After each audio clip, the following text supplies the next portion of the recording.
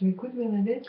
Ouais, je finissais juste l'office du milieu du jour parce que j'aime bien nourrir comme ça dans la journée avec l'église. Mais enfin bon, là, on est sur la chaîne. Ouais, bonjour les bidouilleurs. Alors, figure-toi que j'ai été sur le web, je suis allée chercher des sujets Ah, c'est d'actualité pour alimenter la chaîne. Voilà, et en ce moment, il y a un sondage très intéressant. Ah, Et ça serait bien, je pense, qu'on puisse participer parce que ça concerne les prêtres. ah bah ça tombe bien parce que moi j'adore qu'on parle des prêtres. Oui, puis on va pouvoir faire un peu bouger les choses dans l'église, faire avancer, parce que c'est sur le mariage des prêtres, figure-toi. Bon, mais attends, faire avancer quoi? Eh bien, que les prêtres puissent se marier, pour qu'on puisse avoir un peu plus de vocation, et puis que les prêtres ils aient une vie un peu plus équilibrée. Et puis en plus, s'ils ont une femme et des enfants, eh ben, ils pourront être plus proches des gens. Bah ouais, c'est des petits raccourcis tout ça, c'est des petits raccourcis par rapport aux problèmes qu'il peut y avoir. Enfin, je veux dire, c'est n'importe quoi. Puis de toute façon, quand un homme il est appelé à devenir prêtre, Dieu lui donne la grâce de nourrir son célibat. Et puis le prêtre, il est tout donné à l'Église. Il est tout un avec l'Église, il est pour l'Église.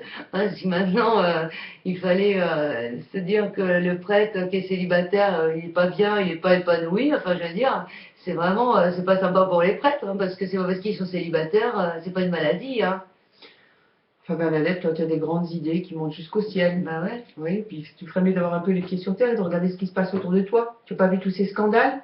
Si tous ces prêtres-là qui sont devenus des pédophiles, ils avaient été mariés, qu'ils aient eu une femme, ça serait pas arrivé? Bah, tu sais, ça c'est encore un truc, un sujet poubelle, hein. Vraiment, il faut que tu fasses gaffe avec le web. Pour la simple et bonne raison que c'est pas parce qu'on est célibataire qu'on est pédophile, parce que tu te rends compte de ce que tu dis, ça veut dire qu'il y a des millions et des millions de pédophiles, hein. Bah ouais, hein, je veux dire, vu le nombre de célibataires qu'il y a, il n'y a plus que des pédophiles qui traînent sur la terre, quoi.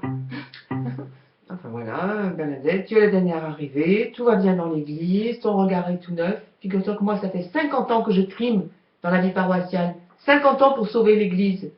Et toi, tu arrives, pas de problème, tout va bien. Moi, d'abord, j'ai jamais dit qu'il n'y avait pas de problème.